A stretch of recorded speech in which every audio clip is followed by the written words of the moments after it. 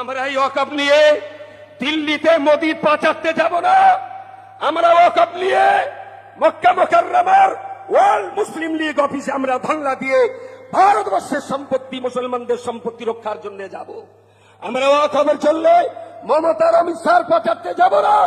আমরা যেন যাব তুর্কির এরদোগানের কাছে, আমরা চলে যাব ইরানের নেতাদের কাছে, আমরা চলে যাব সৌদি আরব, লেবানন, ফিলিস্তিন, মরক্কোর প্রধানমন্ত্রীদের কাছে। সেই জায়গায় যদি ভারতের দরজা বন্ধ হয়, তার জন্য যেন আমাদেরকে দোষারোপ করবেন না। সুতরাং দেশের হাজার নয় লক্ষ লক্ষ হিন্দু ভাই যারা আমাদের সঙ্গে রয়েছেন, আমি তাদেরকে বলছি, আসুন, আপনার বাড়ি আগুন লাগলে নেবানোর দায়িত্ব যেমন আমার বাড়িতে আগুন লাগলেও নেবানোর দায়িত্ব আপনার আছে।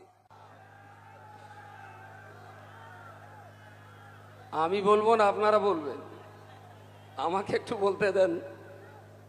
সম্মানিত সুধী, আজকে আমরা যে উদ্দেশ্য নিয়ে এখানে সমাবেত হয়েছি, বিষয়টা নিয়ে আপনারা মোটামুটি জেনেছেন। আমাকে 35 মিনিটের কথা মিনিট তিনিকের ভিতরে বলে শেষ করতে হবে। মোদী সরকার আসার পর থেকে আমাদেরকে নিয়ে তিনি এত পরিমাণ ভাবনা ভেবেছেন, যদি কখনো সুযোগ পাই নিঃসন্দেহে একটু ধুতি গামছার আন্ডাবান দিয়ে ভদ্রলোককে আমি একটু স্বাগত জানাবো। কারণ যারা ওনাদেরকে বিরাট ভোট দিয়ে জিতিয়ে মুখ্যমন্ত্রী, প্রধানমন্ত্রী বানিয়েছেন, তাদের নিয়ে উনি যত না ভাবছেন, তার চাইতে বেশি ভাবছেন আমাদের নিয়ে। 370 কেন না, হিন্দু মুসলমানের বিরোধ ঘটিয়ে কাশ্মীরে দাঙ্গা লাগাতে হবে।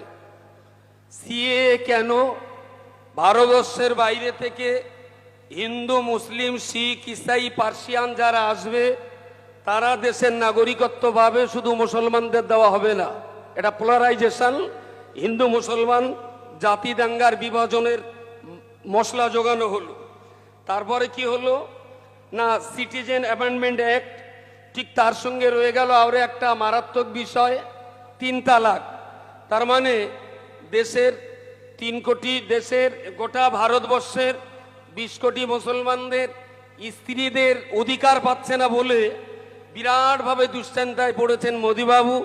কারণ ভদ্রলোক নিজের স্ত্রীকে নিয়েও ঘর করতে পারেননি, এটা বড় লজ্জার। সারা দেশ বিদেশে বাইরে যখন যাই, যদি জিজ্ঞেস করে আপনাদের দেশের যিনি প্রধানমন্ত্রী তার বাচ্চা কাচ্চা করা, আমাদের বলতে হয় তিনি হাটকুড়ো, কিছু বলার নেই আমাদের। একটা স্ত্রী নিয়ে ঘর করার যার সুযোগ হলো না, দেশের মুসলমানদের স্ত্রীদের অধিকার দেওয়ার জন্য তিনি 3 তালাক আনলেন। আসলে এই বিষয়গুলো দিয়ে